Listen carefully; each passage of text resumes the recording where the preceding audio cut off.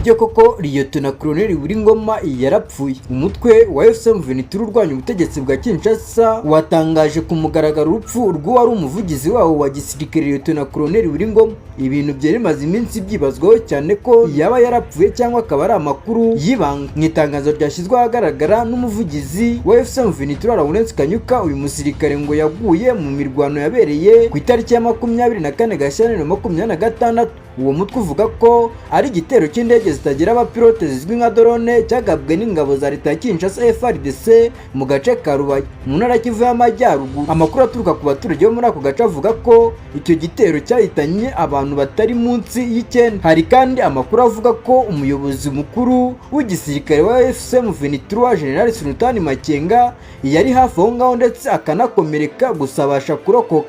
Leta ya Kongo yari yatangaza ku mugaragaro cyangwa ngo igira ikivuga ku rupfu rw'uyu Liyetona Koloneli Wiringoma, ariko yakunze kuvuga ko ifite uburenganzira bwo kurengera ubusugire bw'igihugu cyayo, kuko ku rundi ruhande M23 ivuga ko ibikorwa bya gisirikare bya FARDC bibangamira agahenge kari kamaze iminsi karaganiriweho mu biganiro by'amahoro. Mu minsi ishize imirwano hagati ya M23 n'ingabo za leta ya Kongo yakomeje mu bice byinshi byo mu burasirazuba bwa Kongo, nubwo hari abahuza mpuzamahanga bakomeje gushaka inzira y'ibiganiro. Ibihugu nka Angola, Qatar ndetse na Leta Zunze Ubumwe za Amerika byagiye bigaragaza cyangwa bigira uruhare mu gushakira impande zombi kugera ku masezerano y'amahoro kandi arambye. Abasesenguzi mpuzamahanga n'umuryango w'abibumbye bashinze u Rwanda kuba rufasha M23, ariko u Rwanda ruhakana ibyo ngibyo rwivuye inyuma, ruvuga ko rufite gusa ingamba zo kurinda umutekano ku mupaka ndetse no kurinda ubusugire bw'igihugu. Intambara mu burasirazuba bwa Kongo imaze imyaka myinshi ihindagurika. Buri gihe havuka imitwe iza ihangana n'ingabo za leta, hakavuka indi mitwe igenda ihangana n'abaturage, ariko yongeye gukaza umurego muri 2021 mu mpera zawo. Nubwo hari ibiganiro byagiye biba by'amahoro cyangwa byo kugarura umutekano mu karere,